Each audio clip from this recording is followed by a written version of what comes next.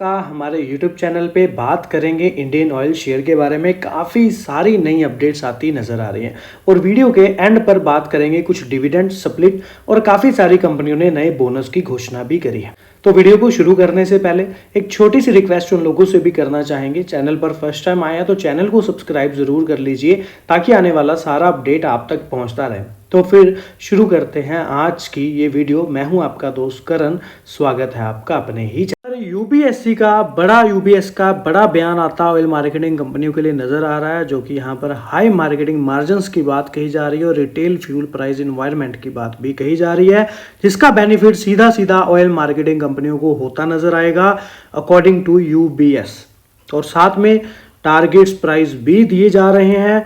तो बात कर लें तो स्विस निवेश बैंक यानी कि यूबीएस ने बीपीसीएल पर रेटिंग दी है, लक्ष्य मूल्य बढ़ा दिया है, 390 प्रति शेयर कर दिया है। एचपीसीएल पर भी खरीदे रेटिंग दोहराई और 500 का टारगेट भी दिया।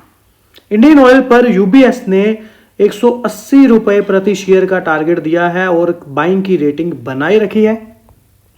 यूबीएस के अनुसार जो यहां पर मार्जिन्स हैं ईंधन के, वो मूल्य वातावरण जो है वो ऑयल मार्केटिंग कंपनियों के लिए उच्च विपणन मार्जिन से प्रॉफिटेबिलिटी होती है और यूबीएस पॉजिटिव बना हुआ है। उम्मीद है कि आगे सहमति से आय में यानी कि इनकम में सुधार होगा और अच्छा पूंजीगत व्यय या कि बड़ी इन्वेस्टमेंट के बारे में चिंताओं को दूर करने के लिए मजबूत मुक्त कैश यहां पर प्रवाह जो है उसका उत्पन्न होगा। यूबीएस ने कहा कि वित्त वर्ष 26 के लिए 5 रुपए प्रति लीटर का आम सहमति वाला मार्केटिंग मार्जिन रूढ़िवादी प्रतीत होता है और वित्त वर्ष 25 के 6 से 7 प्रति लीटर के स्तर यानी कि 11 प्रति लीटर के मौजूदा स्पॉट मार्जिन की तुलना की जाए तो यहां पर काफी अच्छा सिनेरियो निकल करके आ रहा है, यानी कि पेट्रोल और डीजल पर भी कंपनियों को एक अच्छा बेनिफिट होता नजर आ रहा है, क्योंकि पेट्रोल और डीजल के प्राइस वही है लेकिन क्रूड ऑयल के प्राइस कम है। मैट्रिक इंस्टीट्यूट इक्विटीज ने भी एक नया रिपोर्ट के अनुसार भारतीय तेल और गैस क्षेत्र के जो वित्त वर्ष 2026-27 तक मजबूत वृद्धि देखने को मिल सकती है। अंतर्राष्ट्रीय बाजारों में भी कमोडिटी में भी महत्वपूर्ण अस्थिरता के बावजूद इस क्षेत्र में वृद्धि की संभावना है। पर एमके ग्लोबल ब्रोकरेज फर्म द्वारा भी शेयर बाजार की नवीनतम सिफारिशें भी यहां पर दी गई हैं। समझा जाए तो एमके ग्लोबल ने शेयर के लिए खरीदे रेटिंग शुरू की है और 170 रुपए प्रति शेयर के टारगेट के साथ यानी कि 15% की करीब बढ़त का संकेत यहां पर देता है। और फिर यहां पर एक और अपडेट देखने के लिए मिल रही है कि दिसंबर तक 55 से $60 पर आ सकता है कच्चा तेल। दूसरी छमाही में सुस्त रहेगी मांग। तो यानी कि कच्चा तेल अगर नीचे की तरफ आता है तो ऑयल मार्केटिंग कंपनियों के लिए अच्छी बात है। कहीं ना कहीं कंपनियों के मार्जिन्स पर काफी अच्छी प्रॉफिटेबिलिटी बनती नजर आएगी और ये चीज आप लोगों के सामने ही है। और दूसरी छमाही में तेल की जो औसत कीमतें हैं उसका अनुमान क्या है। देखिए दिसंबर 2025 की ब्रेंट की जो कीमतें हैं वो $55 प्रति बैरल 60 के करीब या बीच हो सकती हैं, क्योंकि दूसरी छमाही के लिए औसत कीमत $60 से अधिक सी सकती है। और हमारे मूल्य अनुमान यह है कि ओपेक प्लस सुस्त मांग वृद्धि के इस माहौल में कीमतों का आक्रामक रूप से बचाव नहीं करेगा और ये अगर अपना रुख बदलता है तो निश्चित ही पूर्वानुमान बदला जाएगा। यानी कि कहीं ना कहीं तो ऑयल मार्केटिंग कंपनियों के लिए अगर ऐसा होता है तो यहाँ पर ऑयल मार्केटिंग कंपनियों के लिए और अच्छी बात है। फिलहाल बात कर ली जाए तो क्रूड ब्रेंट अभी तक करीब 68 और 67 के करीब ट्रेड करते 66 नजर आ रहे हैं, जो कि 70 से नीचे हैं तो अच्छी बात है। और अगर ये 60 से नीचे चले जाते हैं तो और भी अच्छी बात होगी। तो एनएचपीसी के साथ एक बड़ा समझौता इंडियन ऑयल का होता हमें नजर आया है, जो कि एक अच्छी अपडेट आती नजर आ रही है। एनएचपीसी ने भारत और विदेशों में संयुक्त जो मोड में उद्यम मोड में जो पंप स्टोरेज और अन्य जो रिन्यूएबल एनर्जी लाइक या नवीकरणीय ऊर्जा परियोजनाएं हैं उसके विकास और इन क्षेत्रों में नए अवसर नई अपॉर्चुनिटीज की खोज के लिए इंडियन ऑयल के साथ समझौता ज्ञापन पर हस्ताक्षर किए। इस समझौते ज्ञापन का उद्देश्य एनएचपीसी और इंडियन ऑयल के बीच दीर्घकालिक सहयोग को बढ़ावा देना है ताकि इस क्षेत्र में अवसरों की खोज की जा सके और देश तथा विदेशों में पंप स्टोरेज, जल विद्युत और अन्य नवीकरणीय ऊर्जा परियोजनाओं का विकास किया जा सके। इस सहयोग से दोनों कंपनियों के नवीकरणीय ऊर्जा पोर्टफोलियो के तेजी से विस्तार के लिए नए रास्ते खुलेंगे। तो काफी अच्छी update back to back Indian oil पर। लास्ट मंथ भी हमने काफी इंपॉर्टेंट अपडेट्स दी थी और इस बार भी कंपनी काफी अच्छी जुलाई मंथ में स्टार्टिंग में एक अच्छी अपडेट्स आती हमें नजर आ रही हैं। लेकिन एक पॉइंट यहां पर आता नजर आ रहा है कि जो वेतन विवाद चलता है इंडियन ऑयल की बॉटलिंग प्लांट में नजर आ रहा है, यहां पर कोई सिनेरियो अच्छा नहीं हो रहा, लेकिन कंपनी का बिजनेस में इसका कोई इंपैक्ट नहीं पड़ रहा है। ऑल ओवर बात को समझा जाए तो। लेकिन यहाँ पर एक वेतन विवाद चलता नजर आ रहा है जो कि बॉटलिंग प्लांट में है, जो न्यूज आती नजर आई है। और वहीं पर इंडियन ऑयल जो कि 37,500 पेट्रोल पंप से अधिक स्टेशन जो हैं पेट्रोल्स के, वहां पर ओनर है कंपनी और वर्किंग करती on a new business plan एक बनाती सेटअप ग्रीन हाइड्रोजन फ्यूल के लिए dispensing pump across the nation. तो अरविंदर सिंह सहनी जी कंपनी ने चेयरमैन जो है इनके द्वारा ऐसी बातें कही गई हैं कि नए बिजनेस प्लान पर काम हो रहा है और सेटअप करते नए ग्रीन हाइड्रोजन फ्यूल पंप को नजर आएंगे। तो इस तरह से डिस्पेंसिंग करते अक्रॉस पूरे नेशन में यहाँ पर बात की जा रही है। और तो और यहाँ पर 13 बिलियन के निवेश के प्लान की बात कही जा रही है, जहां पर नेट जीरो मिशन है, आपको पता है 2040 तक। और साथ में कंपनी इन्वॉल्व करती रिफाइनरी को कैपिटिव डिमांड और कैटरिंग जो मोबिलिटी रिक्वायरमेंट्स हैं और एक्सपोर्ट के बिजनेस को भी यहाँ पर बढ़ाती नजर आएंगी। तो ये एक बड़ी अपडेट हमें देखने के लिए फिर से मिल रही है। इन कंपनियों के लिए राहत की खबर आती नजर आ रही है जब से यहाँ पर हरदीप पुरी जी जो कि तेल मंत्री हैं, इनके द्वारा कंफर्म किया गया है कि एलपीजी के पीछे जो घाटा हुआ है ऑयल मार्केटिंग कंपनियों को, उन पर कंपनसेशन मिलेगा और फिर ऑयल मार्केटिंग कंपनियों के स्टॉक फोकस में आते नजर आए। तो यहाँ पर पेट्रोलियम एवं प्राकृतिक गैस मंत्री अगर शॉर्ट में समझें तो सरकार सब्सिडी वाले जो पेट्रोलियम गैस एलपीजी की बिक्री पर जो घाटा हुआ है तो सरकारी कंपनियों को उसकी भरपाई करेगी। बुधवार को भारत पेट्रोलियम, एचपीसीएल और इंडियन ऑयल जैसी तेल विपणन कंपनियों को शेयर पर नजर बनी रहने की संभावना। और वहीं पर यह बात जो है, एक बड़ा कार्यक्रम आयोजित हुआ है नई दिल्ली में, जहां पर उनके द्वारा ये बात कही गई है। % निश्चितता से यहां पर बकाया राशि जारी करने की बात भी कही गई है। जबकि 2023-24 में एलपीजी की कीमतें 60% से अधिक की वृद्धि के बावजूद एलपीजी सिलेंडर के जो कृत्रिम रूप से कम रखने से तेल विपणन कंपनियों को हाल के वर्षों में काफी नुकसान हुआ है। तो मुआवजा मिलेगा, तो ये एक बहुत ही बढ़िया अपडेट है। अब कब मिलेगा ये तो पॉइंट क्लियर नहीं है, लेकिन एक स्टेटमेंट आ चुकी है कि मिलेगा। दैट मीन जो कि काफी अच्छा पॉइंट है, जिससे तेल कंपनियों में एक मोमेंटम देखने के लिए मिल सकता है। सेकंड पॉइंट समझें तो अनुमान जो बताते हैं 2024 में तेल विपणन कंपनियों को 40,000 करोड़ रुपए से अधिक का घाटा हुआ, जबकि 2023 में 28,000 करोड़ रुपए का घाटा हुआ। अब सरकार ने 2022 में 22,000 रुपए करोड़ के तो समर्थन की मंजूरी मिलती नजर आई थी। और लेकिन तेल विपणन कंपनियों का कहना था कि मुआवजा अभी भी घाटे को पूरा करने के लिए कम है। सो देखा जाए तो अभी यहाँ पर काफ़ी अच्छा मुआवजा जो है देखने के लिए मिल सकता है। हो सकता है काफ़ी अच्छा मुआवजा आता नजर आए, तो जो कि अच्छी बात ही होगी। और तो और यहाँ पर 2 पॉइंट और समझते आए हैं कि मंत्री जी ने यह भी कहा है कि कच्चे तेल की कीमतें फिर से उसी स्तर पर आ गई और संभावना भी है कि $67 के करीब रह सकती हैं। पीटीआई रिपोर्ट के अनुसार मंत्री जी ने कहा है कि कुछ नहीं होगा, तेल की कीमतें सही रहेंगी, चिंता मत कीजिए। तेल की कीमत फिर से $67 प्रति बैरल पर पहुंच गई और इनका कहना है कि मैं इसीलिए कह रहा हूं कि दुनिया में पर्याप्त तेल उपलब्ध है। तो ये भी एक पॉजिटिव पॉइंट हमारे लिए बना हुआ है और ऑयल मार्केटिंग कंपनियों के लिए ज़्यादा पॉजिटिव है। और ऊपर से उनका ये भी कहना है कि भारत ने कच्चे तेल की आपूर्ति में विविधता भी ला दी है। जहां हम 27 देशों से तेल खरीदते थे, अब हम 40 देशों से खरीद रहे हैं। तो ये भी एक अच्छा पॉइंट है। कहीं पर 27 देश थे, अब 13 देश और बढ़ गए जिनसे तेल खरीद रहे हैं। तो दैट मीन कहीं ना कहीं एक पॉजिटिव स्ट्रक्चर बनता नजर आ रहा है। सेकंड पॉइंट समझें तो 3 चीजें आपने नहीं भूलनी है। पहला, बॉन्ड इशू 5 ईयर का, जो फिलहाल इन्होंने कैंसिल कर दिया था, क्योंकि यहाँ पर आरबीआई के रेट कट होने की वजह से, पॉलिसी आने की वजह से इनको था कि कम इंटरेस्ट पर और ज़्यादा जो है सिनेरियो अच्छा बनता नजर आएगा। तो एक पॉजिटिव पॉइंट हमारे पास ये भी पड़ा है। दूसरी पॉजिटिव पॉइंट क्या है कि इंडियन ऑयल ने पानीपत गुजरात रिफाइनरी जो है कंप्लीट होती एक्सपेंशन बाय दिसंबर तक नजर आएगी और कंपनी का बहुत बड़ा टारगेट है 4 बिलियन का, वो भी कैपेक्स इन 2026, जो कि लास्ट ईयर में $3.71 बिलियन रहा। सो ये चीज भी आपके पास है, एक पॉजिटिव पॉइंट हमारे पास है। और तीसरा ये भी एक पॉजिटिव पॉइंट है जो हाल फिलहाल में जून में अपडेट देखने की मिली कि इंडियन ऑयल फाइनलाइज करता largest green hydrogen project Panipat में नजर आएगा। तो ये 3 हमारे पास पॉजिटिव पॉइंट हैं। और तो हो टेक्निकल वाइज ट्रेंड बुलिश है और फिर हरदीप सिंह पुरी जी ने भी काफ़ी अच्छे स्टेटमेंट दिए हैं और तो और मुआवजे की बात भी कही गई। सो ऑल ओवर इतनी सारी अच्छी अपडेट्स हैं, कुछ ना कुछ तो मतलब मोमेंटम जो है स्टॉक में होता नजर आ सकता है। बाकी देखिए होगा क्या वो तो मार्केट ही डिसाइड करेगा, लेकिन यहाँ पर इतनी अच्छी अपडेट्स हैं, कुछ ना कुछ सिनेरियो पॉजिटिव जो है स्ट्रक्चर फिलहाल बनता स्टॉक में नजर आ रहा है, ये तो क्लियर। खरीदने के लिए 5 स्टॉक जिसमें इंडियन ऑयल का भी नाम देखने के लिए मिल रहा है और विश्लेषक जो हैं शेयरों को खरीदने की सलाह देते नजर आ रहे हैं। सोमवार की स्टॉक सिफारिशों के लिए ग्लोबल कैपिटल में एसोसिएट वीपी और शोध प्रमुख equity commodity currency Gaurav Sharma और रिलायंस सिक्योरिटीज में शोध प्रमुख विकास जैन ने काफी स्टॉक्स पर प्रकाश डाला है, लेकिन हम बात कर रहे हैं इंडियन ऑयल के लिए। तो इंडियन ऑयल पर शर्मा जो हैं, गौरव शर्मा जो हैं, इक्विटी कमोडिटी और करेंसी के शोध प्रमुख हैं, जो यहाँ पर इनका कहना है कि इंडियन ऑयल को बाइंग की रेटिंग दे रहे हैं 143 रुपए के स्टॉप लॉस के साथ, जबकि 158 रुपए का टारगेट का सुझाव दिया गया है। ब्लूमबर्ग के आंकड़ों के अनुसार कंपनी पर नजर रखने वाले जो 35 विश्लेषक हैं, उनमें से 23 ने तो खरीदने की रेटिंग बनाए रखी है, 6 ने होल्ड और 6 ने बेचने की। तो करीब करीब 29 जो हैं बाइंग और होल्ड की बात कर रहे हैं। अगर हम 12 महीने की सर्वसम्मति मूल्य के लक्ष्य की बात करें तो 7.8% की बढ़त का संकेत देते।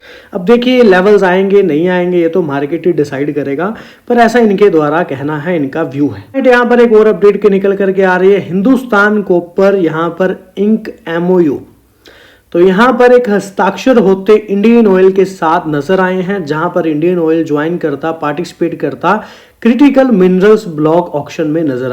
इस MOU का पर्पस है इन्वेस्टमेंट्स को शेयर करना और जो डेवलप करना, रिस्क डेवलपमेंट के लिए जो रिस्क है जैसे माइनिंग का, प्रोसेसिंग का, जो भी अमाउंट रहेगा वो भी कंपनी आपस में शेयर करेगी और इन्वेस्टमेंट भी करेगी और प्रोसेसिंग करेगी from exist asset of Hindustan copper. तो यहां पर एक बड़ी अपडेट हमें फिलहाल ये देखने के लिए मिली। दूसरा यहां पर कुछ टारगेट दिए जा रहे हैं। तीसरे पॉइंट पर बात कर लें तो PSU ऑयल स्टॉक्स यहां पर इजराइल ईरान के सीज फायर के बाद क्या बेहतर हैं और नहीं, तो कुछ पॉइंट्स यहां पर निकल करके आ रहे हैं, सिर्फ उनको समझेंगे। According to the market expert, जो सीज फायर हुआ है तो एक यहां पर स्टेबिलिटी देखने के लिए मिली है, डिक्लाइन हुए हैं क्रूड ऑयल के प्राइसेस, जो यहां पर एडवांटेज देते डाउन स्ट्रीम ऑयल कंपनीज को नजर आएंगे। कंपनियां बाय करेंगी क्रूड को और यहां पर उस क्रूड के जरिए पेट्रोल और डीजल बेचेंगी, और जो पेट्रोल और डीजल बेचेंगी वो सेम उसी रेट पर बिकेगा जो फिलहाल रेट करीब करीब चल रहा है, और इस तरह से कंपनियां कम खर्चे में क्रूड ऑयल खरीदेंगी और वही पेट्रोल और डीजल रेट पर बेचेंगी, जिससे कंपनियों के प्रॉफिट मार्जिन्स पर लीटर इंक्रीज होंगे। तो ये एक एडवांटेज ऑयल मार्केटिंग कंपनियों के लिए बेहतर है। तो यहाँ पर एक को आपको ये भी पता है कि क्रूड ऑयल प्राइसेस के डायरेक्ट इंपैक्ट पड़ते हैं अर्निंग्स आउटलुक पर, स्ट्रक्चर कॉस्ट पर और फिर इंडियन रूपी के प्रेशर पर। सो काफी सारी चीजें यहाँ पर डिपेंड रहती हैं ऑयल के लिए, क्योंकि ऑयल अगर महंगा रहता है तो महंगाई भी बढ़ने के चांसेस बढ़ते हैं। तो एक पॉइंट यहाँ पर निकल करके आ रहा है। बाकी देखिए स्टार्टिंग में ही मैं ये बताना चाहूँगा कि मेरा जो व्यू है मार्केट को लेकर के वो फिलहाल बुलिश होता नज़र आ रहा है। मुझे लगता है कि बाज़ार काफ़ी ऊपर की तरफ निकल सकता है और अपना ऑल टाइम हाई फिर से एक बार नया और बनाता नज़र आ सकता है। यानी कि मेरे को जो दिखता है मार्केट में वो आने वाले कुछ ही महीनों में मार्केट 26 से 27 हज़ार होता नज़र आ सकता है। ऐसा मुझे लगता है, ये मेरा निजी विचार है, मैं गलत भी हो सकता हूँ, लेकिन मुझे लगता है कहीं ना कहीं मार्केट में एक बुलिश सेंटीमेंट बनता नजर आ रहा है।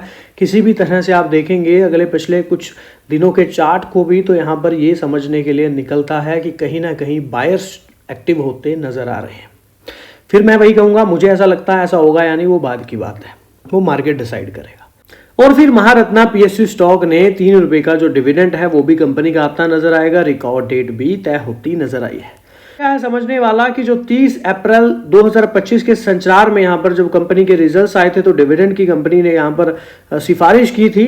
तो यहाँ पर 26 जून 2025 को आयोजित बैठक में कंपनी ने 3 रुपए प्रति इक्विटी शेयर पर डिविडेंड, जो शेयरधारक की रिकॉर्ड डेट है यहाँ पर डिविडेंड की पात्रता की, तो वो है 8 अगस्त 2025, यानी कि फ्राइडे के दिन रहेगी 8 अगस्त को। अगर 8 अगस्त को ये स्टॉक आपके डीमेट अकाउंट में रहेगा तो आप डिविडेंड के लिए एलिजिबल बन जाएंगे और 30 दिन के अंदर अंदर जो है अमाउंट यहाँ पर आता नजर आएगा। 26 जून की यहाँ पर जो मीटिंग रही है वहां पर फाइलिंग में कहा गया। यहाँ पर समझे तो कंपनी ने फिलहाल 2003 से अब तक की बात करें, लास्ट 20 ईयर्स की बात कर लें तो 37 डिविडेंड यहाँ पर कंपनी अनाउंस कर चुकी है। इंक्लूड 5 रुपए शेयर दिया नवंबर में जो कि 2023 में, 3 रुपए फिर फाइनल 2023 में ही, और जुलाई 12 में भी 2024 में यहाँ पर 7 रुपए का डिविडेंड दिया अकॉर्डिंग टू ट्रेंड लाइन की बात करें तो 37 डिविडेंड कम नहीं होते। वहीं पर अगर चॉइस ब्रोकिंग के डेरिवेटिव विशेषज्ञ हार्दिक मटालिया की बात करें तो आईओसी इंडियन ऑयल फिलहाल 146 के करीब कारोबार कर रहे हैं। निचले स्तरों से उछाल देखा गया है, समेकन का चरण आया है, हालिया तेजी के बाद एक स्वस्थ ठहराव का संकेत भी देता है। दैनिक चार्ट पर inverted head and shoulder pattern बन रहा है जो आमतौर पर एक तेजी से उलट गठन होता है और इस पैटर्न की नेकलाइन के ऊपर स्थायी ब्रेकआउट 150 के स्तर के पास और एक नई तेजी की शुरुआत का संकेत दे सकता है। यानी कि अगर स्टॉक 150 रुपए का ब्रेकआउट करता है और उसके ऊपर सस्टेन रह लेता है तो यहां से एक नई तेजी हो सकती है, ऐसा हार्दिक मटालिया जी का कहना है। आरएसआई भी यहां पर बात करें तो तेजी का समर्थन करते हुए ऊपर की ओर बढ़ रहा है और इंडियन ऑयल की प्रमुख एवरेज से भी ऊपर आराम से कारोबार कर रहा है और ये चल रहे रुझान में अनहित ताकत को दर्शाता है, निरंतर तेजी की संभावना को भी मजबूत करता है। तो 150 रुपए का एक पक्का ब्रेकआउट 165-70 तक के लेवल दिखा सकता है या फिर उस लेवल तक के रास्ते खोल सकता है जिसमें 145 के पास सपोर्ट जोन बनता नजर आ रहा है और व्यापारियों को समय से पहले प्रवेश से बचने के लिए नए पदों में प्रवेश करने के पहले वॉल्यूम की ताकत का इंतजार करना चाहिए। मौजूदा स्तरों पर स्टॉक को जमा करने का विचार है और गिरावट पर अधिक जोड़ने पर विचार कर सकते हैं। नीचे की ओर 135 का स्तर महत्वपूर्ण समर्थन क्षेत्र बना हुआ है। जब तक स्टॉक इसके ऊपर है तब तक एक पॉजिटिव और तेजी बनी रहती। अब ऐसा यहां पर देखिए, इनका कहना है ऐसा होगा या नहीं वो तो मार्केट ही डिसाइड करेगा, पर ऐसा इनका एनालिसिस था, व्यू था जो हमने आपके साथ शेयर किया। इंडियन ऑयल से भारत पेट्रोलियम तक तेल विपणन कंपनियों की जो क्वार्टर 1 की मजबूती है, क्या क्वार्टर 1 में उनको मजबूती क्यों मिल सकती है, क्या वो रीजंस हैं, क्वार्टर 1 के रिजल्ट्स क्यों अच्छे आ सकते हैं, तो शॉर्ट में समझेंगे बड़ी और इंपॉर्टेंट अपडेट। भारत की सरकारी तेल विपणन कंपनियां आईओसीएल, बीपीसीएल और एचपीसीएल वित्त वर्ष 2026 की पहली तिमाही में मजबूत प्रदर्शन के लिए तैयार है, जो बेहतर रिफाइनिंग मार्जिन, उच्च ईंधन विपणन प्रसार और स्थिर कच्चे तेल की कीमतें और एलपीजी घाटे में कमी के कारण। यहां पर एक पॉइंट दिया जा रहा है कि उनके पक्ष में अब तक क्या काम कर रहा है। पिछले रिजल्ट से अब तक बात करें तो सिंगापुर सकल रिफाइनिंग मार्जिन जो एशियाई रिफाइनरी के लिए एक बेंचमार्क है, 2026 की पहली तिमाही में औसतन $5.5 बीबीएल रहा, जो क्वार्टर 4 में 3.1 बीबीएल से अधिक है और यह वित्त वर्ष 2024 की जो क्वार्टर 4 के उच्चतम स्तर को भी दर्शाता है और यह इनकम का एक प्रमुख चालक है। जीआरएम में भी प्रत्येक $1 वृद्धि आमतौर पर तीनों ऑयल मार्केटिंग कंपनियों की इनकम को 14 से 16% तक बढ़ाती है और पेट्रोल और डीजल पर भी बढ़ते प्रसार से रिकवरी की सपोर्ट मिलती है। मेन पॉइंट पक्ष में क्या काम कर रहा है, रिफाइनिंग मार्जिन में उछाल आता नजर आ रहा है जो 14 से 16% तक ऑयल मार्केटिंग कंपनियों की इनकम को बढ़ाती है। सेकंड पॉइंट यहां पर यह है कि मार्केट के मार्जिन जो हैं वो मजबूत बने हुए हैं। मार्केटिंग मार्जिन यानी कि ईंधन विपणन मार्जिन मजबूत बना हुआ है। मार्जिन पिछली तिमाही में 6.30 रुपए प्रति लीटर से बढ़कर पहली तिमाही में 9.3 रुपए प्रति लीटर हो गया है। दैट मीन जो क्वार्टर 4 के रिजल्ट पहले रहे उसमें जो मार्जिन था वो 6.3 था, अब जो है फिलहाल 9.3 चलता नजर आ रहा है और ईंधन मार्जिन पर भी 0.5 रुपए प्रति लीटर की वृद्धि से कंपनी के आधार पर ईबिटा में भी 7 से 11% की वृद्धि होती है। ईंधन मूल्य निर्धारण में और स्थिरता और मजबूत मांग ने कच्चे तेल की कीमतों में उतार चढ़ाव से संभावित दबाव को कम करने की मदद की। तो ये तो दूसरा पॉइंट है जो ऑयल मार्केटिंग कंपनियों के पक्ष में काम कर रहा है। तीसरा इंपॉर्टेंट पॉइंट है कच्चे तेल की कीमत की स्थिरता और इन्वेंट्री घाटे को सीमित कर डाला। मार्च में जो क्वार्टर तिमाही के कच्चे तेल की जो कीमत थी वो $70 प्रति बैरल से गिरकर जून में $67 प्रति बैरल हो गई, जो कि हमने देखा मौजूदा कीमतें $75 के करीब हैं, लेकिन वित्त वर्ष 2025 के औसत $81 प्रति बैरल से नीचे है। आईसीआईसीआई सिक्योरिटीज के प्रोबल सैन के अनुसार इस कच्चे तेल का जो प्रबंधीय हो जाता है और इन्वेंट्री का नुकसान न्यूनतम हो जाता है, यहां तक कि $1 प्रति बैरल की वृद्धि भी खुदरा मार्जिन पर भी 0.52 रुपए का लीटर का असर डालती है, फिर भी वे ऐतिहासिक स्तरों से ऊपर बने रहते हैं। मेन पॉइंट समझे तो कच्चे तेल की कीमतों की बात कही जा रही है, जो कि लगभग क्वार्टर 4 के रिजल्ट्स के बाद काफी समय तक 70 से और 75 से नीचे रहे। ऑल ओवर इस अपडेट में $81 के $50 के नीचे ही देखने के लिए क्रूड ऑयल के प्राइस मिल रहे हैं। और जो एनालिसिस का कहना है तो उनका भी यही कहना है कि ऐतिहासिक स्तरों से ऊपर बने रहते हैं, क्योंकि 0.53 प्रति लीटर का असर डालती हैं खुदरा मार्जिन पर। सो यहाँ पर एक वृद्धि की बात कही गई है। और वहीं पर एलपीजी अंडर रिकवरी भी कमी आई है। चौथी तिमाही में 247 रुपये प्रति सिलेंडर थी और इस तिमाही में घटकर 177 रुपये हो गई, जो वर्तमान में 151 रुपये से और कम है। यानी कि ऐसे घरेलू मूल्य में 50 रुपये प्रति सिलेंडर की बढ़ोतरी और अंतर्राष्ट्रीय एलपीजी कीमतों में भी 12-13% की गिरावट के कारण हुआ। दैट मीन एलपीजी घाटे में भी कमी से प्रॉफिटेबिलिटी में मदद मिली। तो ये कुछ इंपॉर्टेंट पॉइंट जो ऑयल मार्केटिंग कंपनियां यहाँ पर और इंडियन ऑयल के लिए स्पेशल काम करते नजर आ रहे हैं। तो अब बात कर लेते हैं। तो जेएम फाइनेंशियल ने सेल की रेटिंग दी है इंडियन ऑयल पर, टारगेट प्राइस दिए हैं 130 के। दैट मीन फिलहाल स्टॉक 138 के करीब ट्रेड करता में नजर आ रहा है। सो उसके अकॉर्डिंग यहाँ पर 140 के करीब, तो उसके अकॉर्डिंग 130 के टारगेट दिए हैं, यानी कि कुछ परसेंट यहाँ से नीचे। और काफ़ी सारे एनालिसिस द्वारा जो टारगेट्स दिए जाते हैं इंडियन ऑयल पर वो करीब करीब फिलहाल पिछले एक महीने में या 15 दिन में जो दिए गए हैं, करीब करीब स्टॉप लॉस भी सभी ने 132 के करीब ही बताया है। सो ये लेवल मेरे को लगता है काफ़ी अहम है, जो बार बार सामने आता नज़र आता है। तो हो सकता है स्टॉक एक बार इन लेवल्स के करीब आकर के इन लेवल्स को रीटेस्ट करे। अगर मार्केट के सेंटिमेंट अच्छे रहते हैं तो वेल एंड गुड है। अदरवाइज फिर अगर ये लेवल्स ब्रेकडाउन होते हैं और इसके नीचे क्लोजिंग मिलती है 2 दिन, तो दैट मीन कहीं ना कहीं गिरावट का संकेत हो सकता है। ऐसा मेरा निजी विचार है। होगा या नहीं वो बाद की बात है, वो एक अलग बात है। मुझे ऐसा लगता है और मैं गलत भी हो सकता हूँ। फिर यहाँ पर देखिए शेयर होल्डिंग पैटर्न आप देखेंगे तो बहुत ही बढ़िया पैटर्न है। गवर्नमेंट ऑफ इंडिया का स्टेक है, एलआईसी ने काफ़ी अच्छा स्टेक स्टॉक में बनाया हुआ है, प्लस ऑयल का और ओएनजीसी का भी स्टेक स्टॉक में बहुत अच्छा बना हुआ है। डीआई एफआई ने भी होल्डिंग बना रखी है और रिटेल और अदर्स भी यहाँ पर इंडियन ऑयल पर फोकस्ड है। तो शेयर होल्डिंग पैटर्न काफ़ी अच्छा है, जहाँ पर बड़े investors DI FI qualified investors जो हैं एलआईसी तक ओएनजीसी तक यहाँ पर जो है स्टेक बना करके बैठे हुए हैं। और फिर कंपनी ग्रीन एनर्जी पर भी फोकस करती नजर आ रही है। ग्रीन एनर्जी में भी कंपनी काफ़ी अच्छा कर पा रही है। एनटीपीसी ग्रीन के साथ भी 650 मेगावाट का क्लोक रिन्यूएबल पावर का एक जेवी होता नजर आया। और तो और ग्रीन सब्सटायरी टेरा क्लीन लिमिटेड के साथ भी 5.3 गीगावाट का renewable energy infrastructure capacity install करने की बात कही जा रही है। इसी के अलावा समझे तो इलेक्ट्रिक मोबिलिटी पर भी कंपनी का बड़ा फोकस है, क्योंकि 10,000 बैटरी स्वैपिंग स्टेशंस के लिए सन मोबिलिटी के साथ कंपनी की पार्टनरशिप हो रखी है। और तो और कंपनी बायोफ्यूल्स में भी काफ़ी अच्छा कर रही है।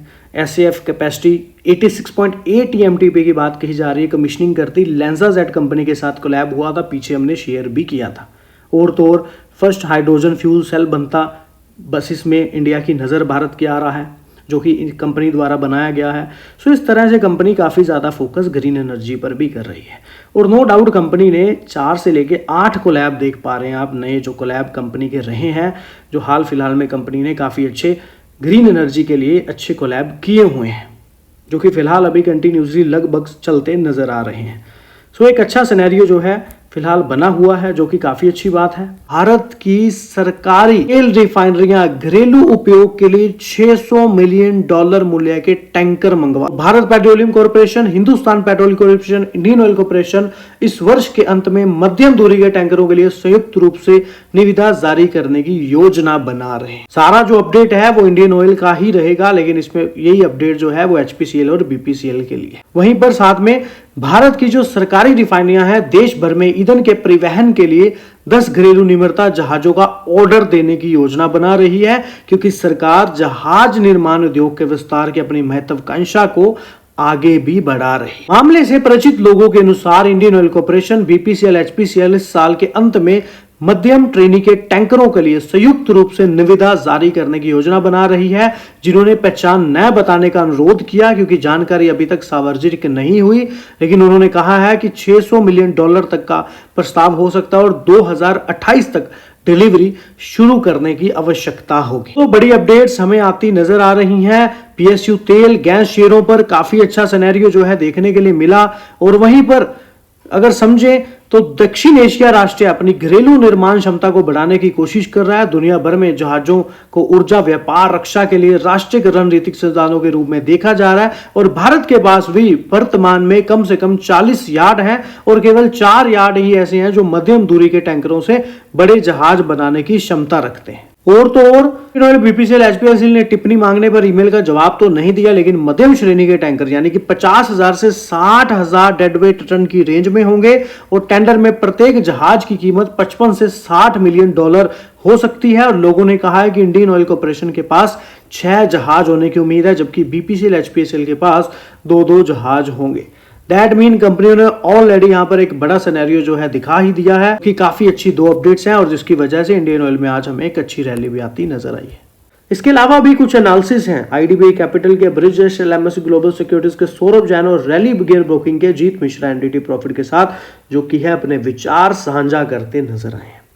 इंडियन ऑयल की बात कर ले तो ग्लोबल क्रूड ऑयल प्राइसेस यहाँ पर कुछ बढ़ते नजर आए और सौरभ जैन सजेशन दे रहे हैं इंडियन ऑयल पर कि गुड, अच्छा है स्टॉक, होल्ड करिए फॉर शॉर्ट टर्म गेन।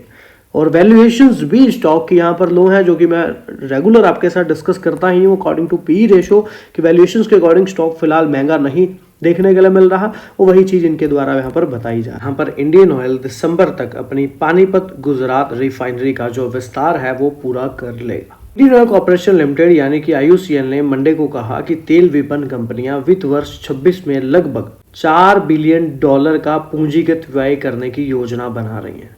बहुत बड़ी अमाउंट की बात जो है यहाँ पर करी जा रही है। जो वित्त वर्ष 25 में जो पूंजीगत व्यय था, जो निवेश था या पूंजीगत जब व्यय था वो $3.71 बिलियन या कहें कि 31,000 करोड़ से अधिक है। यहाँ पर देखें तो यहाँ पर निवेशकों के समक्ष जो प्रस्तुतिकरण आईओसीएल ने यह भी कहा है कि उसका लक्ष्य दिसंबर 2 प्रमुख रिफाइनरियां हैं उसको विस्तार परियोजनाओं को चालू करना है, जिसमें पानीपत रिफाइनरी में 10 मिलियन टन प्रति वर्ष क्षमता विस्तार और संबंध परियोजनाएं शामिल है। तो कहने का मीन एक नई चीज जो है यहाँ पर देखने के लिए मिलेगी, जहां पर विस्तार किया जा रहा है क्षमता का। और हरियाणा के पानीपत में भी जो रिफाइनरी है जिसको 2021 में मंजूरी मिली थी, जिसे इसकी 15 मिलियन मीट्रिक टन प्रति वर्ष क्षमता बढ़ाकर 25 MTPA हो जाएगी।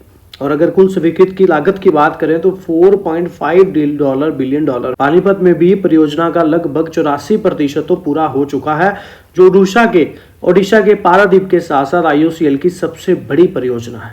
सो पारादीप रिफाइनरी में भी पैराजाइलिन यानी कि PXA और शुद्ध टेरिफेटिक एसिड यानी कि PTA संयंत्र भी स्थापित करने की चल रही परियोजना अप्रैल 2026 तक पूरी होने वाली है, जिसकी कुल लागत $1.63 बिलियन है और लगभग 89% काम पूरा हो चुका है।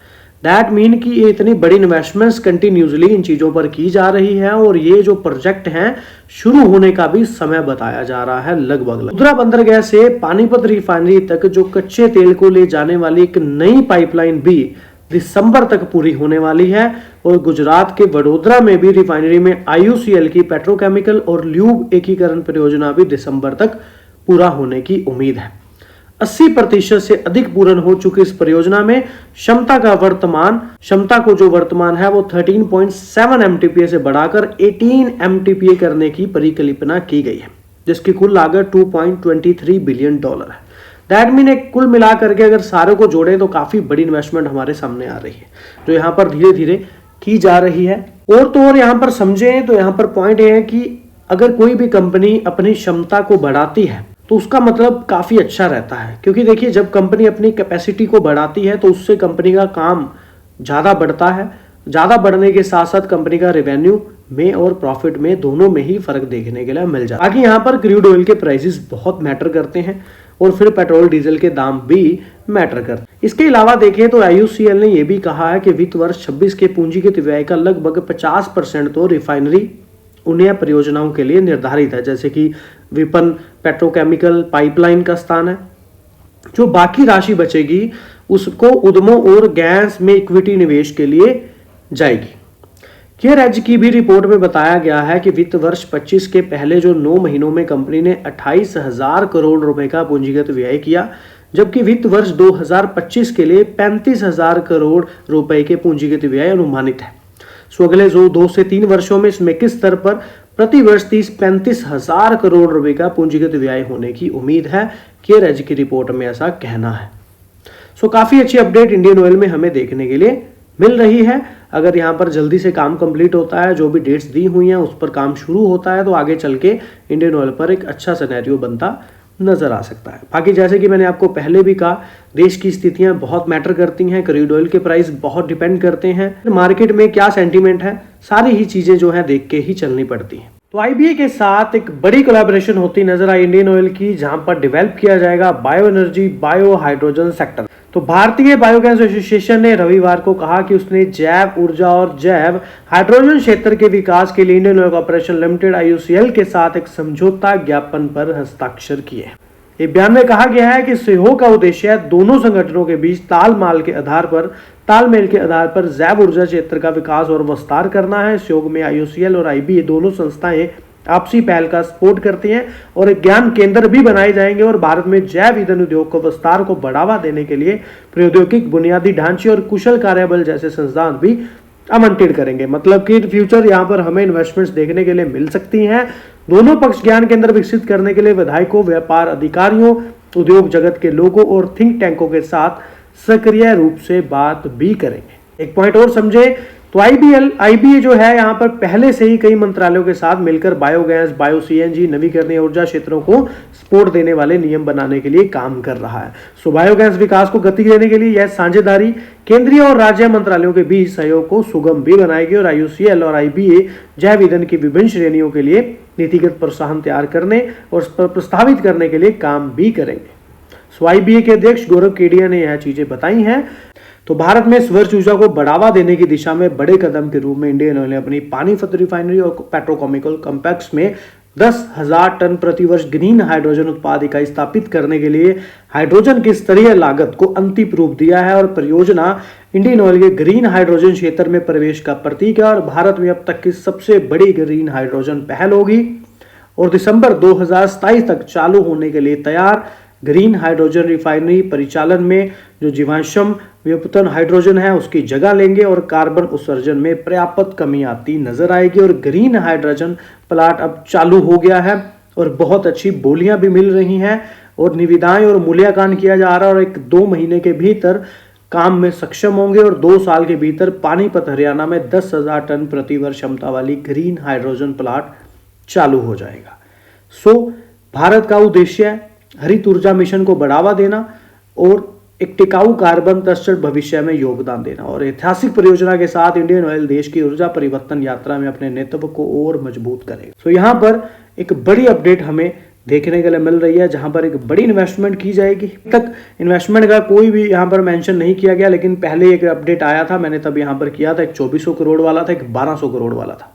इसके अलावा CLSA की बात कर लें तो IOC के शेयर का जो टारगेट है वो 135 रुपए कर दिया है, मूल्य को बढ़ा दिया। CLSA ने इंडियन ऑयल कॉर्पोरेशन पर अपना लक्ष्य मूल्य 120 से बढ़ाकर 135 कर दिया है, जबकि होल्ड रेटिंग बरकरार रखी है क्योंकि जो कि औसत से 25% या जितना होना चाहिए उससे 25% कम है।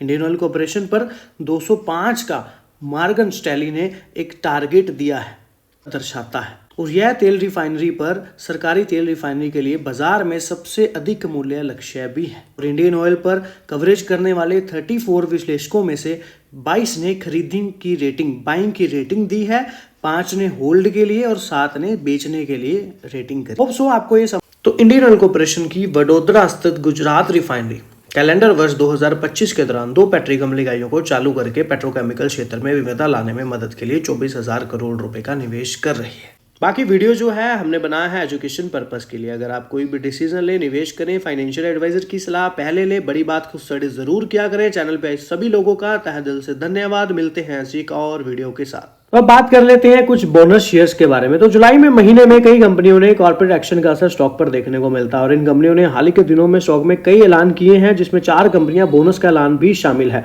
और 4 कंपनियों ने मई के महीने में ही बोनस देने का ऐलान किया और अब जुलाई के पहले 2 हफ्तों के अंदर इस बोनस डेट का एक्स डेट का ऐलान जो है आता नजर आएगा। पहले कंपनी की बात करें तो कंटेनर कॉर्पोरेशन के बोनस शेयर की एक्स डेट अगले हफ्ते है, यानी कि 4 जुलाई और कंपनी ने 4 शेयर पर 1 बोनस शेयर देने का ऐलान किया है। और कैपेस इंडस्ट्रीज के भी एक शेयर पर बोनस शेयर का ऐलान किया है। बोनस के लिए एक्स डेट 4 जुलाई है। मेघना इंफ्राकॉन इंफ्रास्ट्रक्चर के बोनस की एक्स डेट 8 जुलाई पड़ रही है और कंपनी एक शेयर पर एक बोनस शेयर देती नजर आएगी। और बोनस देने वाली चौथी कंपनी है रोटो पंप्स, यानी कि कंपनी की एक्स डेट 11 जुलाई है और एक शेयर पर 2 बोनस शेयर जारी करने जा रही है। वैसे तो बोनस शेयर वह होते हैं जिन्हें कंपनी अपने निवेशकों को बिना किसी अतिरिक्त मूल्य के ऑफर करती है और शेयर की फेस वैल्यू भी नहीं बदलती और निवेशकों के पास रखे शेयरों की संख्या बढ़ जाती है और कंपनी एक पर एक बोनस शेयर देती है तो निवेशकों के पास कुल 2 शेयर हो जाते हैं और भाव घटकर आधा हो जाता है। दरअसल कॉर्पोरेट एक्शन में कंपनी का बाजार मूल्य स्थिर बना रहता है और शेयरों के बाजार भाव इसी अनुपात में घट जाते हैं। सो शेयरों के भाव नीचे आने से उम्मीद बनती है कि ज्यादा बड़ी संख्या में निवेशक इसमें ट्रेड करेंगे और इसमें कीमतों पर असर देखने को मिल सकता है। पर ध्यान रखें कि कॉर्पोरेट एक्शन के आधार पर ही निवेश का फैसला नहीं लिया जा सकता। ऐसा कॉर्पोरेट एक्शन जैसे डिविडेंड, बोनस, स्टॉक स्प्लिट आदि स्टॉक पर छोटी अवधि में या कम ज्यादा असर डाल सकते हैं और अच्छी कमाई के लिए कंपनी का अपना एक अलग प्रदर्शन, आगे के प्लान और स्टॉक के स्तर प्रमुख संकेत होते हैं। और अगर ये पॉजिटिव है तो कॉर्पोरेट एक्शन का फायदा उठाने में समझदारी है, ऐसा यहां पर कहा जा रहा है। लेकिन यहां पर देखिए, फाइनेंशियल एडवाइजर की सलाह तो जरूरी है। अगर किसी भी शेयर में एंट्री करनी है तो देखिए स्टडी तो होनी ही चाहिए। वो फिर आप चाहे फाइनेंशियल एडवाइजर की सलाह लेकर के करें या फिर कोई आपकी अपने एक्सपीरियंस्ड हो। बाकी वीडियो हमने बनाया है एजुकेशन पर्पस के लिए। मिलते हैं ऐसे एक और वीडियो के साथ।